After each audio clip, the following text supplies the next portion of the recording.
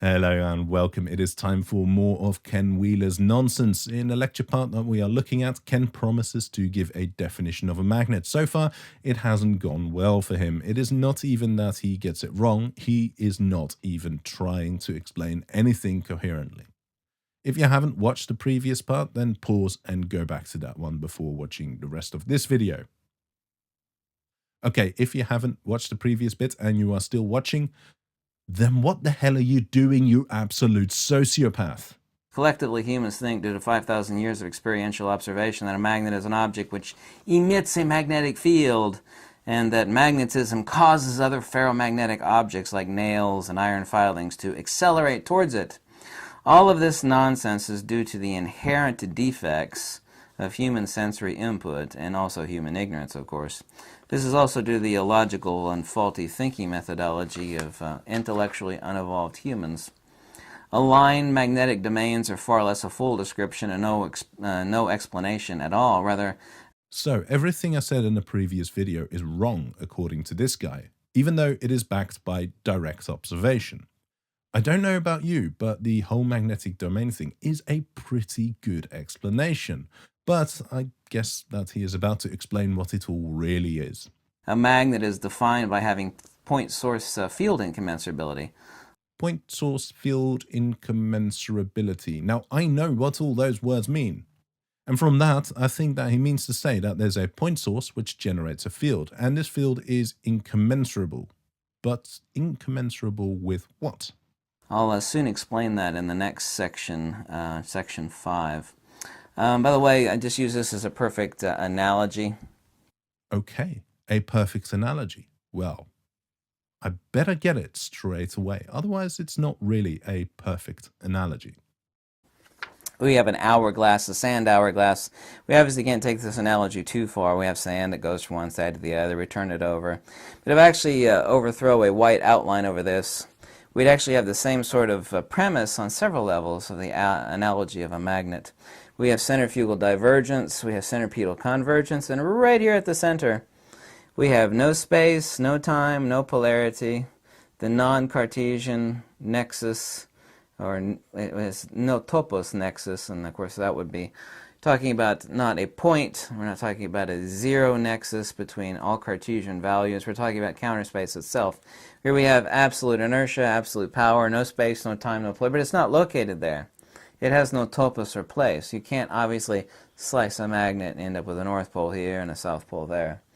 But this is kind of a, a very accurate, not too deeply so, but on several levels a really good analogy of the nature of the magnetodielectric geometry that makes up. And of course we'd have the torus around this. The expanding and contracting circles which actually define magnetism, which also actually defines the loss of inertia, which manifests as expanding and contracting circles, which are force vectors, which create space, which denote phase and polarity, and also time, well actually the creation of time. And time is not a thing at all. Time does not exist. Time is only a measure of magnitudes. Time has no place in Mother Nature whatsoever. It would take actually hours to explain this, but time in all ancient metaphysics has always been the number 4. Well, someone notified a Nobel Prize committee. All of physics has just been solved. Time is the number 4. And 4 is not found within the Fibonacci sequence. Both in the ancient Greek, Egyptian, and Indian, 4 has always been the number for time. And in the Fibonacci sequence between 1 and 5, 4 is non-existent because the Fibonacci between 1 and 5 is 1, 1, 2, 3, 5. But that would take a really long time to explain, and I don't have that for this section. Oh, that's a shame. I was hoping to see some mental gymnastics. Depending on how you stress the phrase mental gymnastics, it could have 2 meanings. I think both apply here.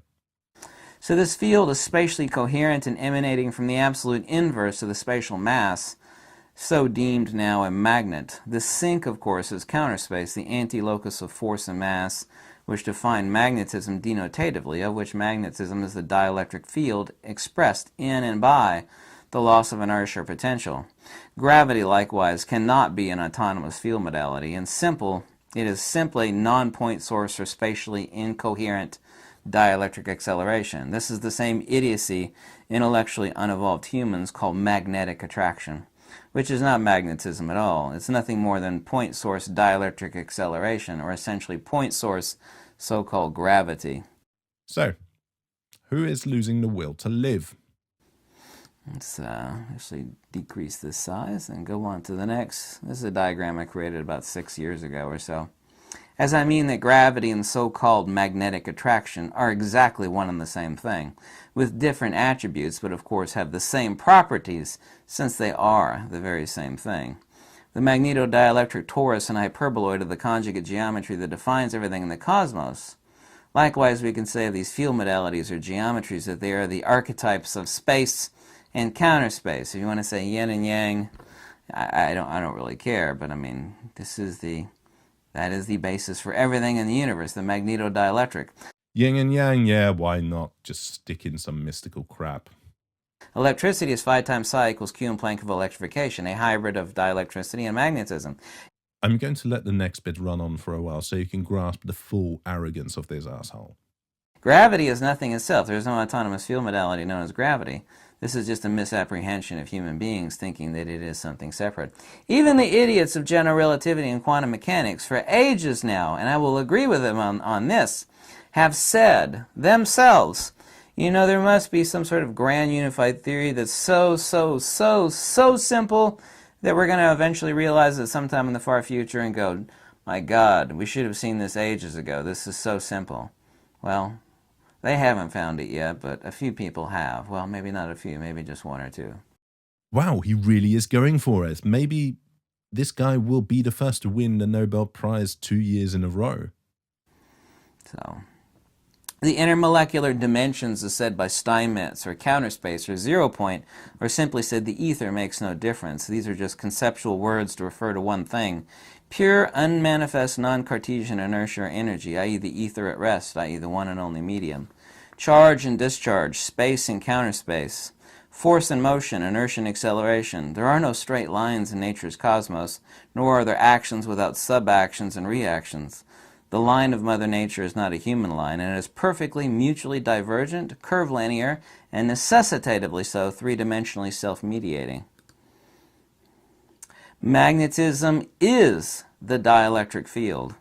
Magnetism is the dielectric field. I'm not going to repeat myself. As expressed in the loss of inertia, the original definition of inertia as meaning pure potential. I mean the original definition of inertia, not as we currently connote it. No, inertia has always meant the same thing. Intellectually blind humans have subdivided up the one field into different things merely due to the fact that they have different motions, either linear, as in the case of dielectric, or circular, as in the case of magnetic, or coaxial, as in the case of electromagnetism, light and electricity. Now, we define the different fields because they pertain to different properties. Gravity has to do with mass, electricity has to do with charge, magnetism has to do with spin. You get the point, but of course you won't. All inertia and acceleration are moves towards counterspace. Gravity does not exist as an autonomous field modality. It is merely incoherent dielectric acceleration. To foolishly think that these field modalities are different things from one another is to think that ice is one thing, water is something else, and steam yet another thing. Well, this is what a pathetic child does. Human beings should be more intelligent than that, being able to understand that these things are one and the same thing. They're just different modality expressions. People are confused as to why a more powerful magnet has a smaller spatial footprint or influence. This is due to the fact that a magnet is far less a magnet, as implied a magnetic object, than it is a dielectric double vortex and conjugate magnetodielectric field system with both field incommensurability but also field coherency. Okay, let's run through incommensurability again. Incommensurability refers to two things not being comparable to each other due to a lack of a shared basis, like apples and motorbikes, or reality and Ken Wheeler's nonsense. Coherence pertains to phase relationships in a wave. Of course, we have Ken saying this. Well, light is not a particle, and a wave is not a thing, so... And a wave is not a thing, so... And a wave is not a thing, so... Temporal coherence means that for a given point in space, the phase difference of the wave across a fixed time interval is always the same. Conversely, spatial coherence means that for a given time, the phase relationship across a fixed difference in space is always the same.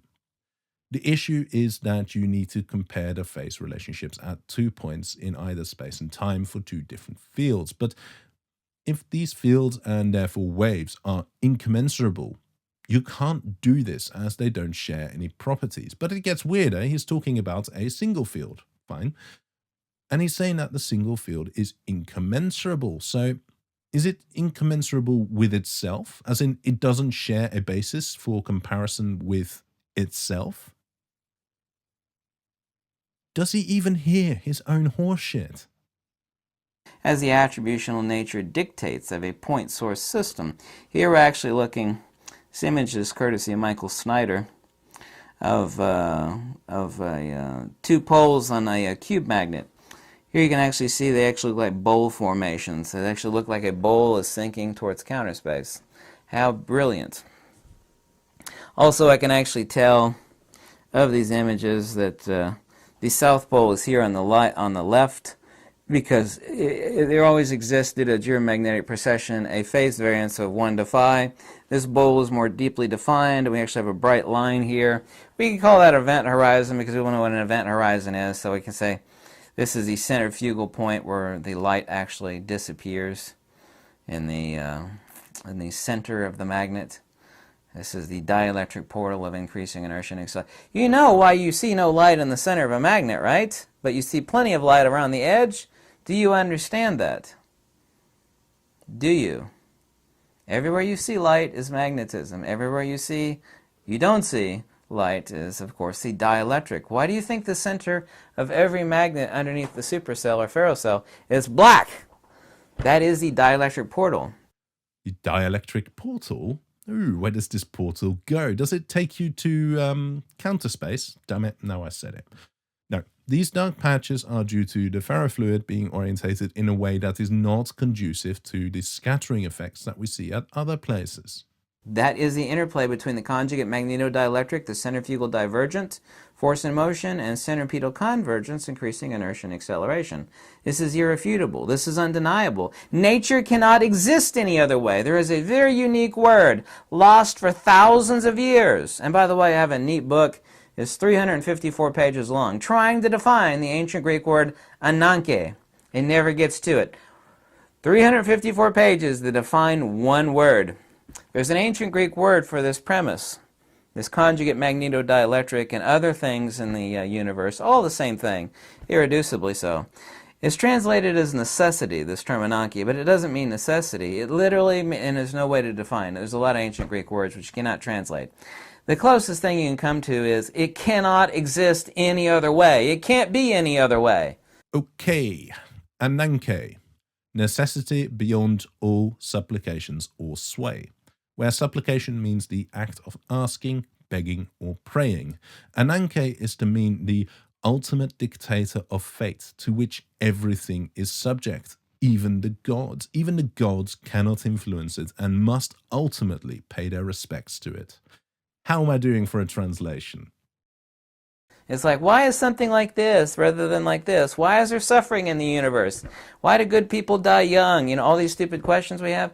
The answer is ananke, which is not a correct translation, but it's about as close as you can come, which would be, it cannot exist any other way. Here we're actually looking at a ring magnet underneath the supercells, my image. You can actually see the torus or donut in the center here where there's absolutely nothing present at all. The magnet is, of course, a ring.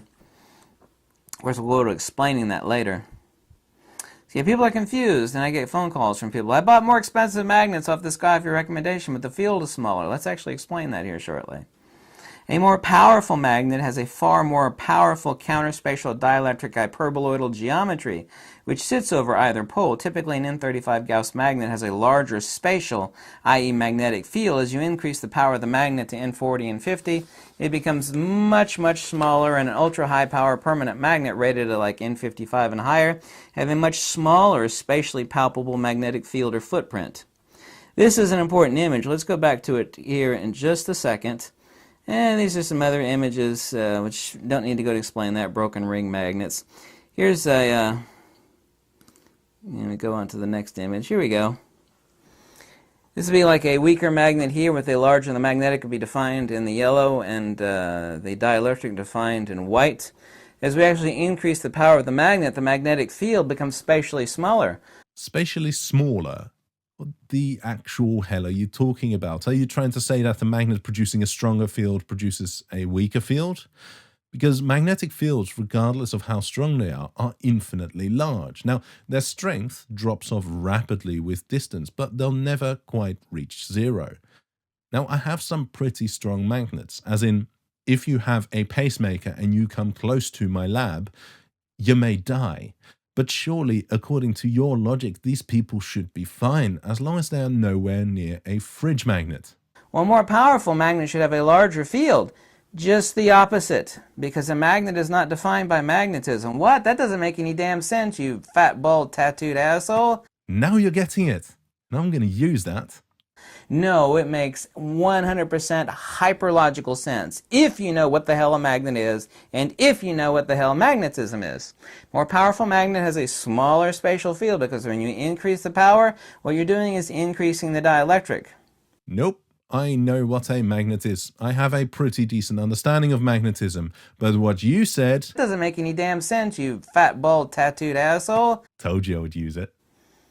Okay? It would be, and of course your shower does not work this way, but as a visual analogy for you, imagine that if you were to greatly increase the power to your shower, rather than more water, and of course your shower, like I said, doesn't work this way. Instead of the water coming out at a greater force than your face, what would happen is that there would be greater suction at the drain, and I know there's no suction on your drain in the shower, but you'd turn the power up because you wanted more water pressure, but what happened is that the drain at the bottom of your shower would start sucking like crazy, right?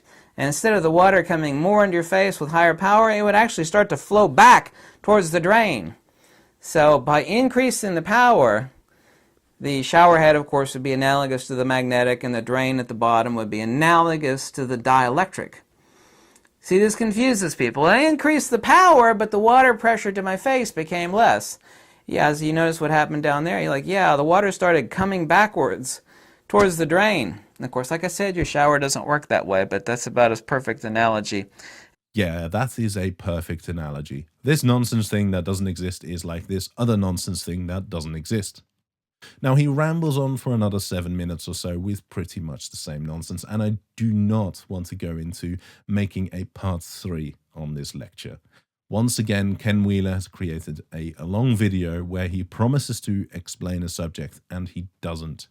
But I look forward to what wisdom he shares with us next time. But until then, I would like to take a moment to thank my patrons, who are Thomas Miller, Walter Bislin, Johnny Ragadoo, Kevin Dedman, Paul Schnuss, Stringer News 1, MC Toon, Stan Zay, Steph Sy, Blacklock Hughes, Michelle Randall, Ugly German Truth, Kai Brooking, and Steelman. Now, if you are a patron and you are not on the list, then I'm very sorry. This is probably because you are new, and this is me actually speaking to you from the past, as this was all recorded in December. I will give you a shout out in the description though. If you want to support me financially, then that would be greatly appreciated, as it will help me maintain this channel, and yeah, it will support my beer and snacks as well whilst I'm writing up my thesis. But that was it from me. Until next time.